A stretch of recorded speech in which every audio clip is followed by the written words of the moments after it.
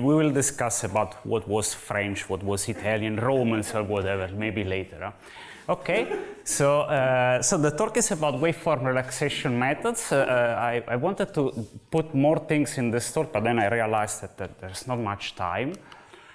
So I'll focus essentially on solving the standard wave equation. So you see this is a standard wave equation defined on a domain omega 0t. So omega is just a one-dimensional domain 0, 1, and capital T is the length of our time interval. I have here just initial conditions, and I consider homogeneous Dirichlet boundary conditions. So C is the wave speed. So what we want to do is to apply the Schwarz waveform relaxation method that I'll just recall here for the ones of you that probably don't have it in mind. So what's the idea? The idea is to pick the space-time domain here and decompose it into two subdomains, and the decomposition is guided by a decomposition of the space domain omega into two subdomains 0b, so this one here, and A1, so this other one here.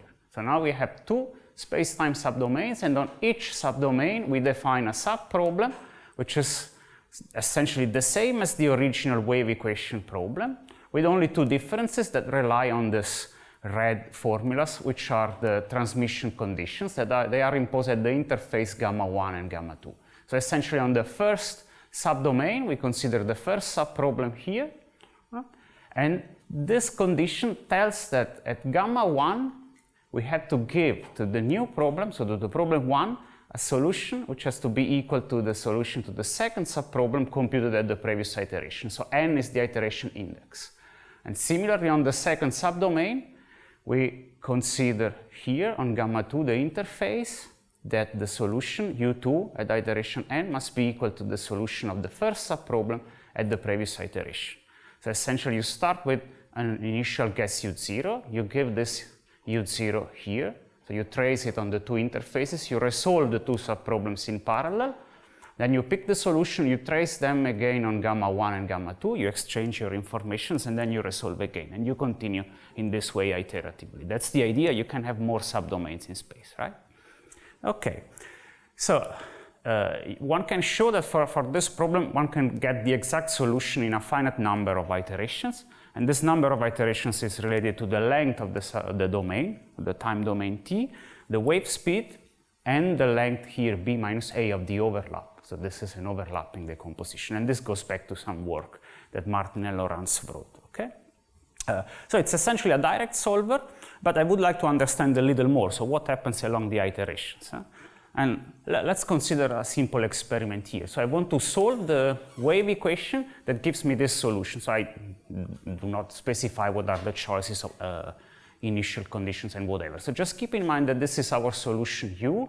And here you see this is essentially the amplitude. So the solution is in between 0, 1 and minus 0, 1. Okay? So I pick a time capital T which is 10. So this is our time interval and our space interval here. I start the iteration with a random initial guess. So you see it's something in between 0 and 1. It's just your round function of MATLAB. And then we perform iterations, right?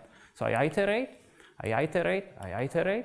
You see, what's happening here is that there is some information which propagates along this line. These are exactly the characteristic curves. And you see that the amplitude is getting larger and larger. So while you iterate, we started with something in between 0 and 1, and then it gets larger. And if you remember what was the solution, it just means that the error is getting larger and larger. So I continue iterating. You see, the amplitude is larger. After 10 iterations, the amplitude is 10 power 4. So I have a very large error. And then you continue, 15. It's still getting larger, 25, and then at some point it starts to decrease again. So this is now 8,000, 45 iterations, you have a much smaller amplitude. 55 iterations, essentially you get the solution that we have seen. Okay? So what happened is just depicted here. So in this graph we have the iteration counts and then the relative errors measured in infinity and the L2 norm essentially. So you see here we have that the error grows at the beginning, it increases by 5 order of magnitudes, and then it starts to decrease again before getting to the exact solution, and this is consistent with the bound that I have shown you. Okay? So what happens if I reduce the time t? Let's see if this disappears. If I reduce the time t from 10 to 5, you see this is the error, this is the history of the error. So there's still a growth of a bunch of order of magnitudes, and then the error drops, so it decays, and then it goes very fast to 0. So this is still consistent with the fact that after a finite number of iterations I should get the exact solution. Here I have convergence in 25 iterations, here it was 60. So when I reduce the time interval, then the method gets faster. And if I further reduce it, I can even observe a contraction. So there's no growth of the error anymore, it contracts. Right? So this is what I would like to understand and prove it. So essentially, if t is sufficiently small, then the error should contract.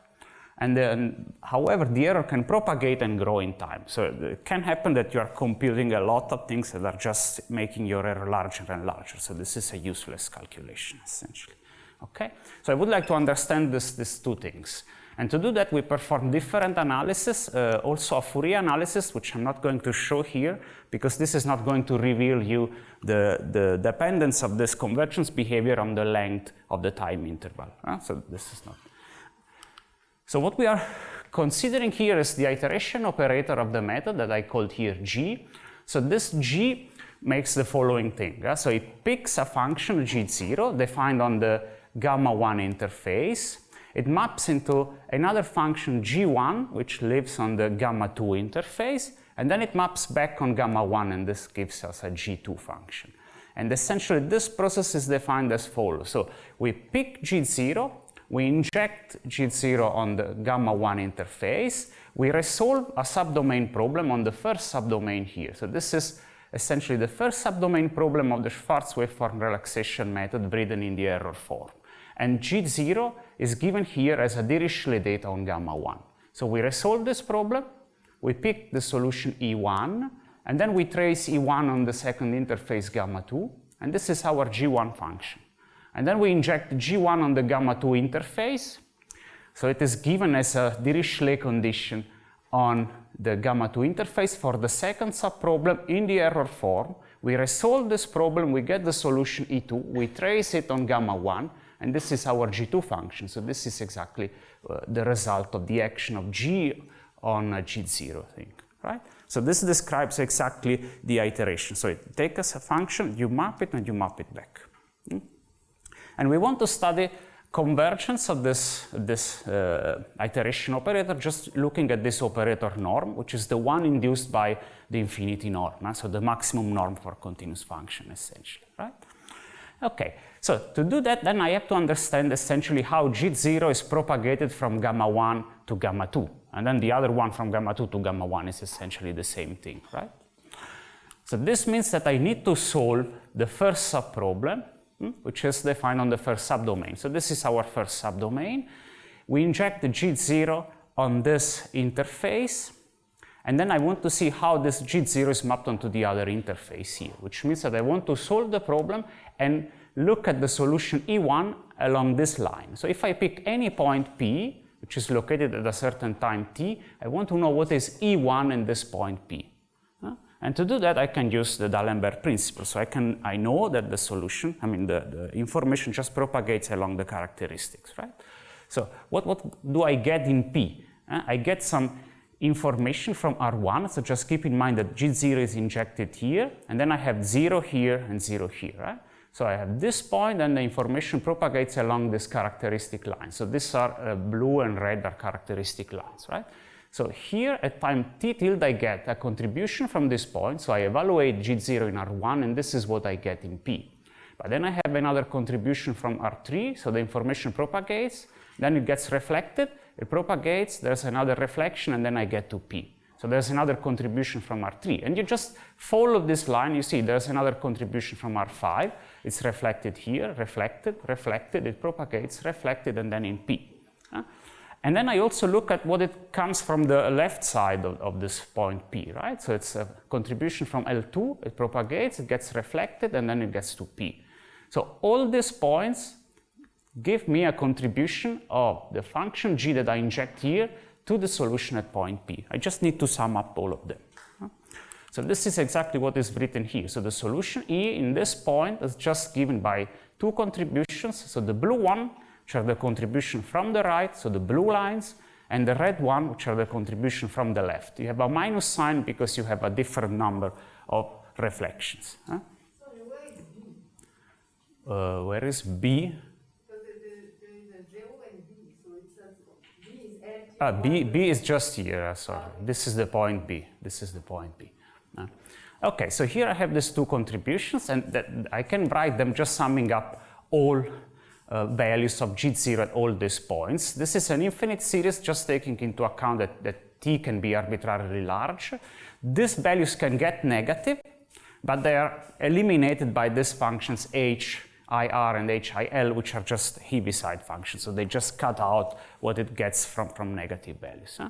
So I know what is the solution at any p. If I repeat the argument on the second subdomain and I put them in composition, then I get exactly this ugly formula here. So this is the result of G, the operator applied on G0 and evaluated at a certain time t. So you see it looks ugly, but it's just G0 function evaluated at all the red and blue points that you have seen, multiplied by your Heaviside functions, right? And then to evaluate the operator, then I just need to maximize this quantity with respect to G0 and with respect to t. So to do that, first I look at capital T. I want to have the maximum number of possible points where I can inject information that will reach P. And I'll choose a function G0 that I call G tilde, that has just values 1 and minus 1. Just remember that this has to be in maximum norm equal 1. That just makes all contribution with the same sign. So you see here G0, in this red point I just assume that this is 1. In the blue point, since it's multiplied by minus 1, I just pick minus 1. And I just choose the function in this way. So you can show that all this, the red and blue points are distinct, so I can construct such a function here. Okay? So this implies that I have a precise formula for this operator, so I know how the information propagates and if it's, let's say, if it grows or if it's contracting.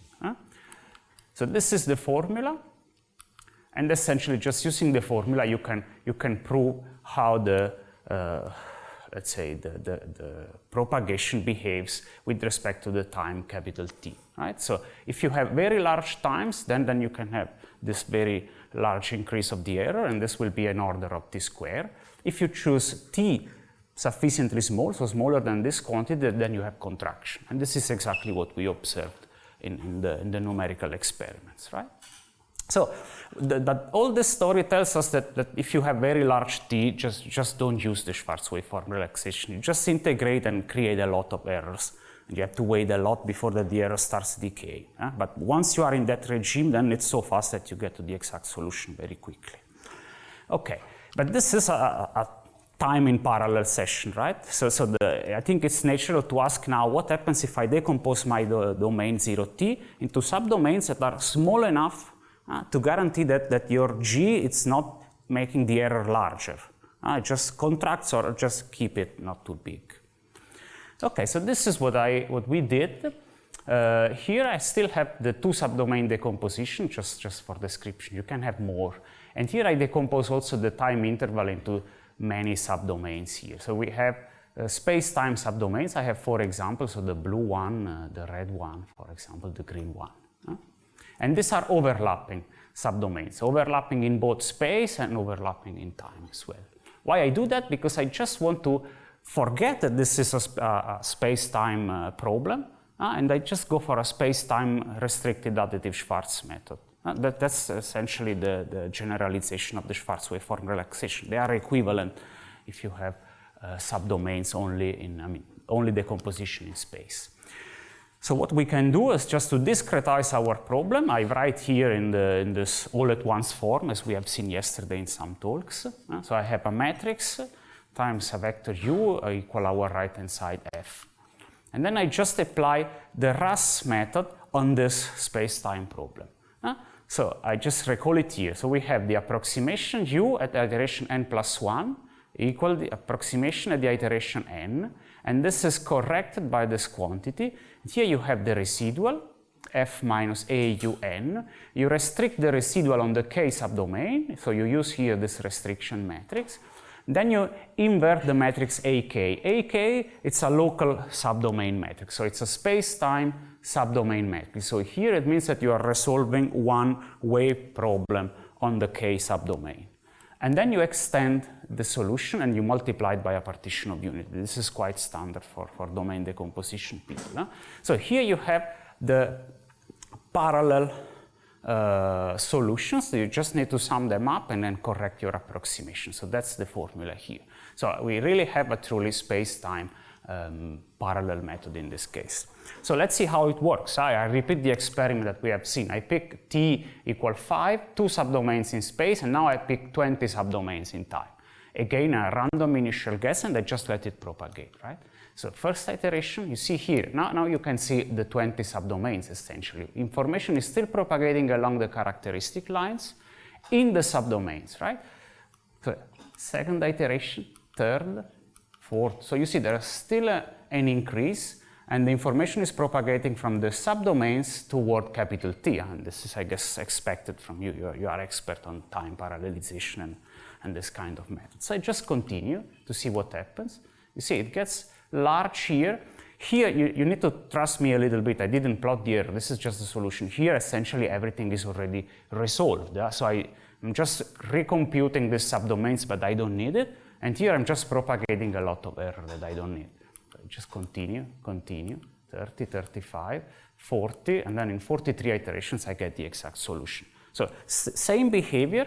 If you plot the error along the iterates, you get this curves essentially. Huh? So first of all, you need more iterations than the single subdomain in time case. Of course, you can say that everything is parallel here. So you decompose and the solvers need less computational effort.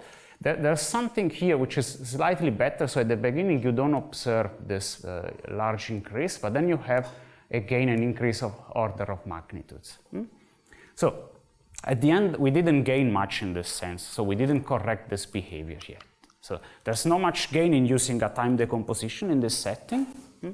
The good information still need to propagate from time 0 to capital T, and the error propagates and grows through the subdomain, so I still have this error just increases.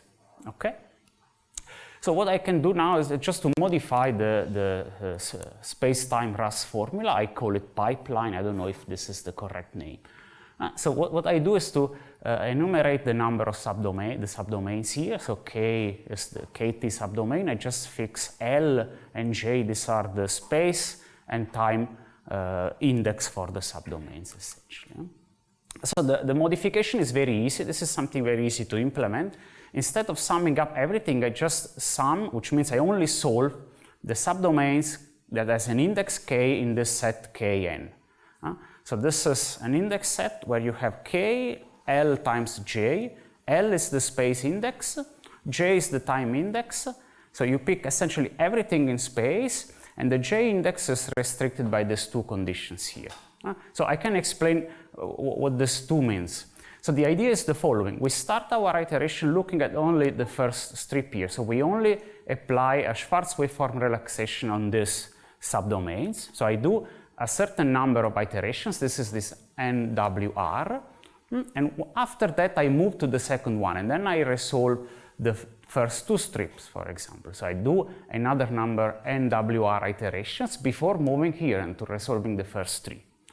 And then I also look at the local residual. So these are the residual restricted on the J subdomain. If the residual is large, well, then I solve. If it's smaller than a tolerance, then I don't touch it anymore, right? Yeah. So in this case, you see, I can define the front where I solve the subdomains and I forget about the subdomains where the residual is too small.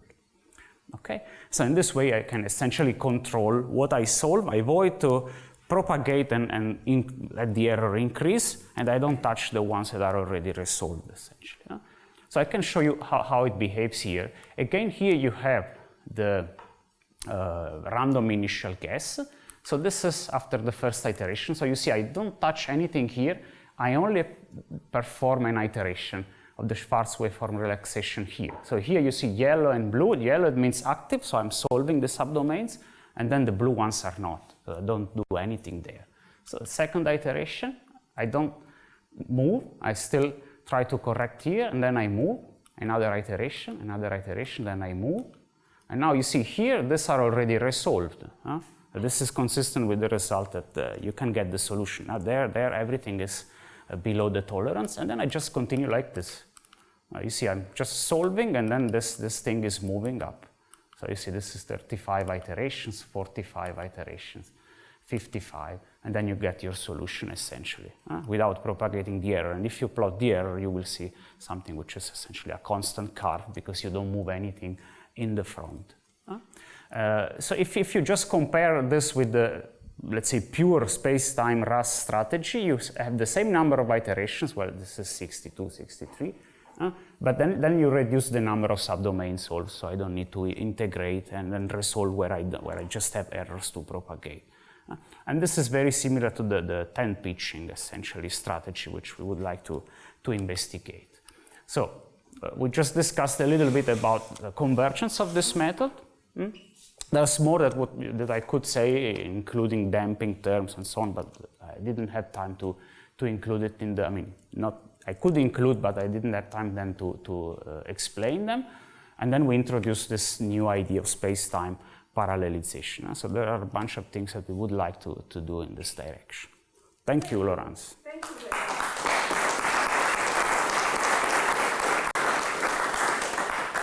Maybe we don't use the microphone. We are not recorded, I think. Are we recorded, comment?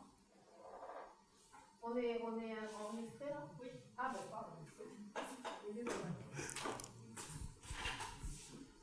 So I liked a lot this idea of using RAS in space-time. Yes. So I think it's very natural, but it's the first time that I see it. So my question would be, so this is a purely iterative version.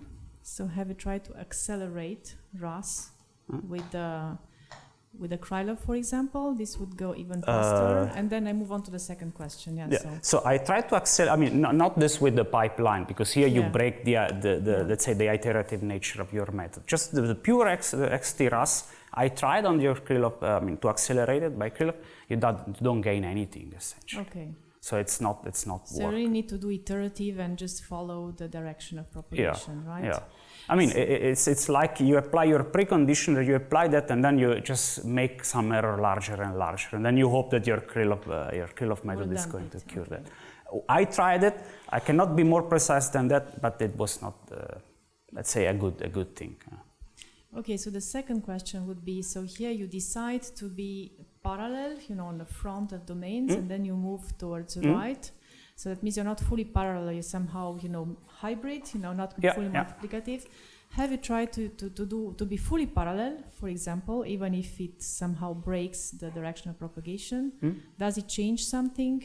And so that means do everything you're now doing, a certain number of domains, and then you move into the next row and so on, right? Yeah. Have you tried to do everything at the same time? Yeah, this is what I showed in this. So this is just your by fronts, right? Yeah, no, but what you asked is just what I showed you here. One, This is what I'm here. Everything is parallel. So here is not satisfying. So that's why you move on to the. Yeah, exactly. Okay. Because here you see, if I look at here, I just propagate error, course, and it does not simply propagate; it also grows. So which means that when I get at the end, I have a so large error here that then the method has to work to correct this large error there. Okay. So that's the reason why we did that. So the conclusion, purely iterative and no full parallelism, right? This is what we observed. Then I don't know if it's really full stop or not. Not so many. We have only 5 minutes. So I think going to full parallelism with the wave equation would be really strange. I'm wondering if you are able to estimate the number of iterations that's required, like to basically in your pipeline version to finish like the whole window. Yes. So you can. I think you can estimate the number of iterations that you need to get the exact solution. If you just let's say look at the condition where you have the error estimate, the residual here, right? So assume that you just instead of this you just say if the solution is exact, I stop there, because it's a wave equation, and I know that if I propagate the correct data from the initial condition. Then in a finite number of iterations, I get the exact solution. So you could estimate the number of iterations being the number of iterations that you need on each strip in space to get the exact solution times the number of time domain, so time subdomains. In a way, this would be your bound. And when you have this, then you get the exact solution. So it is still an exact solver. That's my guess. One more question. Thank you. So you have an amplification factor, but the solution is amplified, correct? Yeah. So where well, is it's the error which is amplified. So the energy, the wave energy is not amplified because you're not introducing any source. Yes, it is, because your data that you inject on the right side, this is amplified. So the energy in time when you resolve your subdomain, it's let's say it's preserved. But this is in some sense the L2 energy. But then when I pick the data and then I map it onto the interface, this can grow. And this will be the initial, so the condition that you have on the other side. So in some way you have to dissipate the energy from the other side, like reduce the energy from there. Because here you keep introducing the solution on different sides, so there's no energy exit from the other side. But I mean, I don't modify the energy. It's just how you define the transmission condition. So when you resolve a subdomain, you don't modify anything, but you modify what is the condition that you put on your interface. You could modify what are the boundary conditions on the interface condition. This is true. But then I don't understand how I can keep the energy. This I don't know. I don't